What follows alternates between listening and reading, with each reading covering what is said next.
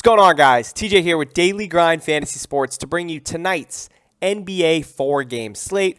But before we go ahead and jump into that, I do want to take a look at some success from last night in NBA. Starts off with Infamous Tuck, one of our, all of these are our Patreon members, put down $260 and walked away with $4,427, taking down this $27 single entry that paid out $2,500. So a huge congrats to Tuck. We had Brian K, $106 down, walk away with $313. So a pretty big night for Brian. And then we had Joey R come in second place in a big GPP over there on FanDuel. $30,000 is what Joey walked away with. You see all the emojis. You see all the congrats. Everybody in the community hyped for Joey. A huge payday for Joey. So a big shout out. What an unbelievable lineup there, and what an unbelievable almost takedown to come in second and get that type of money. Unbelievable night for Joey. A really good night for us here overall last night for Daily Grind Fantasy Sports. So we're expecting some big things moving forward, and let's have this success continue on to tonight with this 4-game NBA slate. So looking at what we have on tap, we have the Pacers in Atlanta currently sitting at a 224.5 over-under. We have Houston and the Knicks currently sitting at 212. We have the Nets in Golden State with a massive 244 over-under, and then we have Miami and Utah currently sitting at 217. Let's go ahead and look at some of this injury news as well. In Indiana, we have obviously LeVert and Warren, who have and will continue to be out. No Oladipo. On the Atlanta side of the ball, we are pending Rajon Rondo, which doesn't really shake up anything too much. We have no Bogdy, no Dunn, and then obviously DeAndre Hunter, who has been out. Houston, we do have some pretty significant injury news. Obviously, Christian Wood has been out, but we also have Oladipo out tonight. John Wall is probable, and we do have to keep an eye on PJ Tucker. The Knicks, we had Mitchell Robinson exit the game last night. Looks like he is doubtful for tonight, so that is somewhat something to keep an eye on. A couple usage boosts there that I do want to touch base on. In this huge Brooklyn and Golden State over-under, we have DJ sitting out on the Brooklyn side, and then for Golden State, obviously still without Looney and Wiseman, so potentially a couple smaller lineups here tonight. And then we have Miami and Utah. Miami still without Dragic, still without Avery Bradley, and then Conley for Utah, currently questionable. I do think he sits, and my computer is so slow. Okay. So let's go ahead and dive into this 4-game slate. We're going to start with this Indiana and Atlanta game. And on the Indiana side of the ball, we get Dougie Buckets at 4,300, carrying some ownership. Right now showing 40%. I do like him as a cheap piece. Atlanta does struggle against shooting wings, which is obviously what Doug McDermott is. So with all these guys off the bench, he gets almost a 1% usage bump, 0.85 fantasy point per minute. I have him as a 5.98 value on the sheet, 25.7 DraftKings points. So Dougie at 4,300, projected 30 minutes in this spot against Atlanta. A little bit of an up pace here for Indiana on the road. I do like him as a last piece in cash if you are going there. I do have some interest also in Sabonis and Brogdon. I have Sabonis currently pegged for 47-ish DraftKings points and Brogdon at 37.6. Both these guys get usage bumps with no Warren, LeVert, and obviously Oladipo out of town. 1.29 fantasy point per minute for Sabonis, 1.09 for Brogdon. You can see the usage rates here as well. Sabonis at almost a 27% and Brogdon at a 28%. Obviously the two highest on the team. So I do have some interest in Sabonis and Brogdon. Carrying some ownership, rightfully so, in this matchup against Atlanta. But I think Dougie Buckets might be my favorite play, honestly, at 4,300. I'm interested to see how that ownership does shake out throughout the day. But yeah, I think he's viable as a last piece. I also don't hate Sabonis and Brogdon. So if you're landing on one of these guys in cash, I don't hate it. If you're having a second guy, so if you're going with like Dougie and Sabonis, I can get behind that. On the other side of the ball with Atlanta, you know, we've been really vocal, Matt and I, about Trae Young. I feel like every single night at 9,800, I do still have some interest here. 3.6% usage bump with all those guys off the floor for Atlanta. 1.51 fantasy point per minute. Almost a 32.5% usage rate. Have him pegged for 56.3 DraftKings points. So I like him for a tournament play. I won't go there in cash at 9,800. We've seen Capella's price tag, who was basically almost to 9K. He was at 9K at one point. Wasn't he 9,500 Capella was? 9,400 against the Clippers, has significantly come down. He's all the way down to 7,600, and that's because John Collins has been making a little bit of noise here. And with no DeAndre Hunter on the floor, Collins gets a 3.6% usage bump, 1.08 fantasy point per minute, almost a 25% usage rate, second highest on the team. I'm pegged for 39.15 DraftKings points. So I do like John Collins at 7,300. He is carrying some ownership, and rightfully so.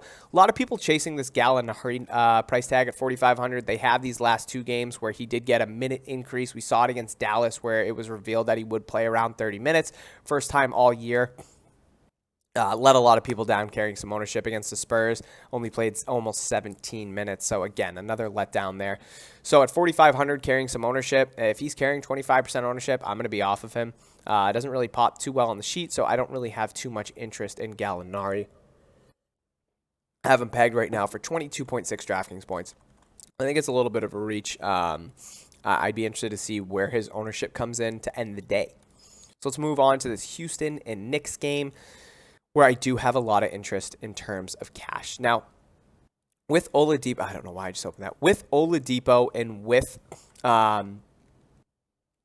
Harden out, Harden gone, no Oladipo and no Christian Wood, we're looking at John Wall, who gets a 3.4% usage bump, 1.18 fantasy point per minute, 33.5% usage rate. I'm pegged for 41.5 DraftKings points. I do think he is cash viable for sure. Boogie Cousins only showing 15% ownership. I think that ownership's going to come up a little bit. His price tag has come down to 6,500. He was chalky in these last couple games against Charlotte and the Pelicans, and then, of course, against Miami, where his ownership wasn't as high. He did hit value. So let a lot of people down, and then the game where he wasn't rostered in cash, he actually hits for value, and that's just the way DFS works. We've seen his price tag come up. Hasn't played as many minutes as of late. He's been sticking around that 24, 26 mark. So if he plays 26 minutes against these Knicks with no Mitchell Robinson, I don't hate him, honestly, as a last piece. He gets a 1% usage bump with no Christian Wood, no Oladipo, and obviously Harden gone.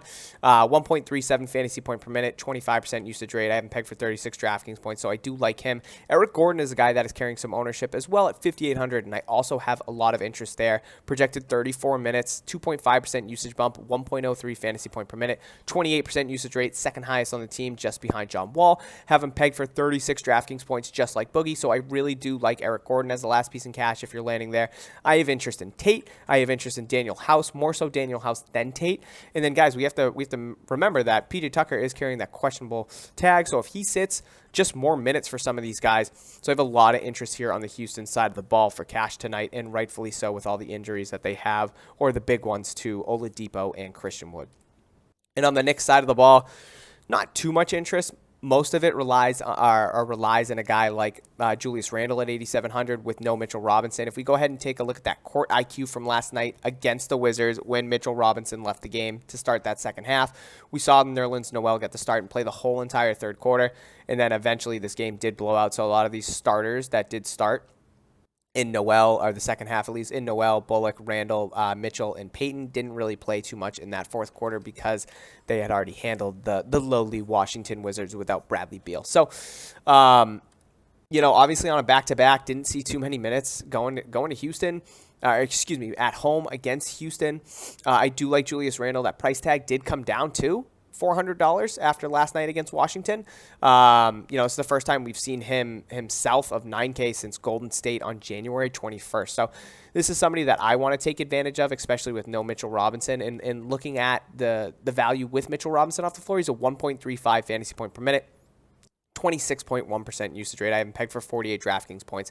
If this game does stay competitive against Houston, which is a 1.5 point spread right now, and the Knicks are home dogs, I do like Julius Randle here in cash if you are landing there at 8,700. I think that's a little bit too cheap for him, especially with the game script and no Mitchell Robinson.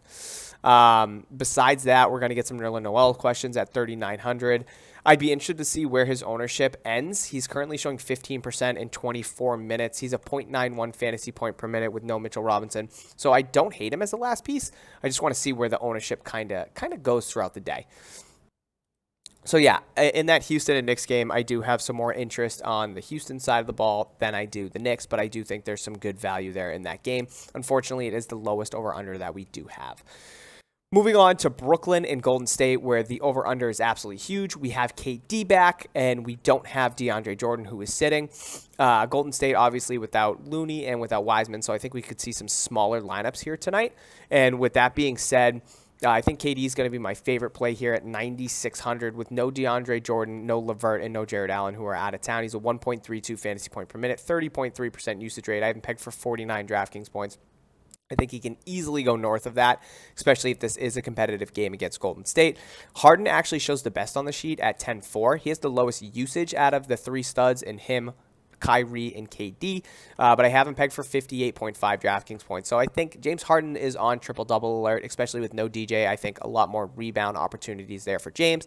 So I do really like him at 10-4, and I'll obviously have some interest in Kyrie as well at 9,200, just because this over-under is so huge. In terms of cash, KD would probably be my play at 9,600. I think that is cheap of a price tag.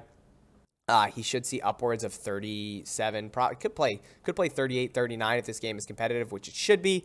And then showing 21% ownership, I think that makes sense. He would be my play, and I think James Harden's my favorite tournament play here.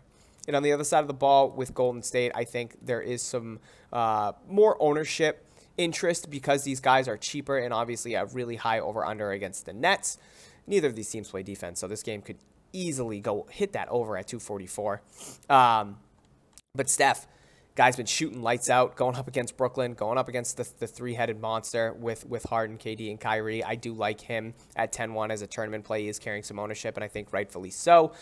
With neither of the bigs on the floor, he's a 1.56 fantasy point per minute, 31% usage rate. I have him pegged for 55.65 DraftKings points. Again, I think he can easily go north of that if this game does stay competitive, because I don't think there virtually will be any defense. Draymond Green is an interesting play, as is Oubre.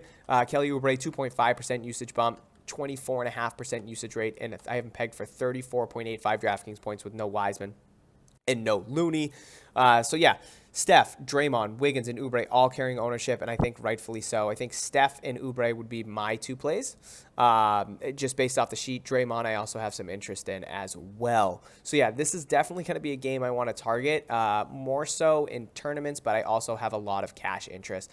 If these ownerships are going to stay lower, and this game is projected to have 20 more points than the second highest over-under on this slate in Indiana and Atlanta, I think it's a no-brainer to take some shots on some of these guys and some of these shooters in this game. And moving on to this last game between Miami and Utah, they continue to disrespect.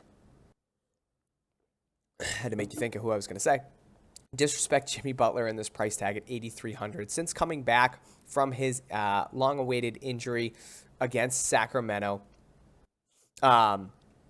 We saw Jimmy Butler priced at 7,300, which was a disgrace. Since then, he has been around this $8,400, $8,300 price tag, and he has hit value in legitimately every single game. Looked great against Houston 2 nights ago, and what do? I understand the matchup against Utah is a little bit different. Two defensive teams, two teams that in terms of pace rank in the bottom 33% in the NBA so far this year. And if we actually look at that right here, we have pace of play. We have Utah currently at 22nd and Miami at 23rd. So this could be a little bit of a defensive bout, but even still, that price tag on Jimmy Butler with no Dragic and no Avery Bradley is criminal. 1.34 fantasy point per minute, 27% usage rate, highest on the team. Currently having pegged for 47 DraftKings points, and if this game does stay competitive, I think he can go north of that. I don't see why he couldn't go north of 50, honestly, if this game, does stay competitive against Utah. 5-point road dogs are the Miami Heat. So if they do want to stay in this game, I think it's going to fall on the shoulders of Jimmy Butler and Bam. That is where my interest lies. And again, Jimmy Butler showing 46% ownership. I do like him in cash. Again, rates out really well on the sheet, and he's just a price tag. He should be north of 9K, and they continue to keep him low for some reason. It doesn't make any sense. I get the matchup against Utah, but even still, I do like Jimmy Butler tonight, and I do have interest in Bam for tournaments. On the other side of the ball, we are pending Mike Conley. I do think he sits, and if he does sit, we're looking at guys like Donovan Mitchell and Jordan Clarkson. And look, Donovan Mitchell last night was probably my favorite play against Milwaukee, and it's a little bit of a different matchup again. So we looked at Miami's pace of play; they're 23rd. Milwaukee was 6th. Milwaukee is 6th right now in terms of pace of play. So a little bit of a different matchup here, but even still, we saw Donovan Mitchell with no Conley last night put up 20 shots, only hit 6 in 37 minutes, and still hit value at 45 DraftKings points. 1 of 9 from 3. Granted, if he shoots 3 of 9 from 3, that's 7 extra points. He finishes 52 DraftKings points and hits 6 times value. So, it was a bad shooting night for Donovan, and he still managed to pay off that price tag. I think in a competitive game here again against Miami, he can easily pay off that $8,100 price tag here. Gobert at $7,100, too cheap for me. I do like him as a last piece if you're landing there. 1.8% usage bump with no Mike Conley. 1.35 fantasy point per minute. I have him pegged for 42.6 DraftKings points, so I do like him to bang down low with Bam, Kelly Olynyk. So I do like Gobert. Jordan Clarkson. What a call by Matt last night. $5,700, way too cheap without Conley. And again, $5,400, so they deducted him by $300. So I do like Jordan Clarkson as a salary saver tonight. 1.05 fantasy point per minute with no Conley on the floor, 26% usage rate. I have him pegged for 31 DraftKings points coming off the bench. So I do like him as a last piece in cash as well. Ingles, I have some interest in. I think my two favorite plays are going to be Mitchell and Clarkson.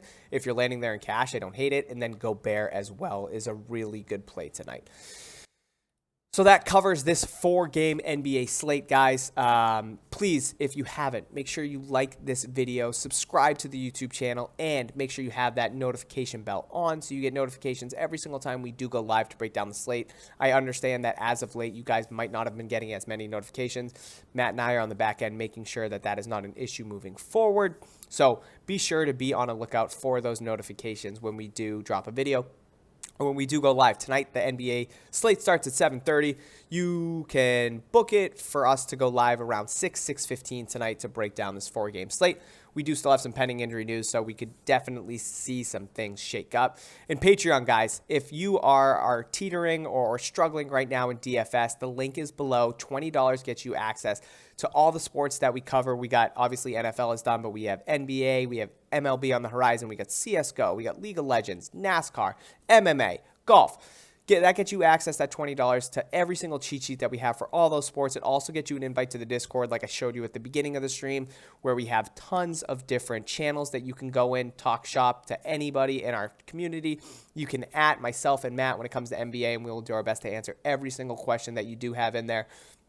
And it also gets you another benefit.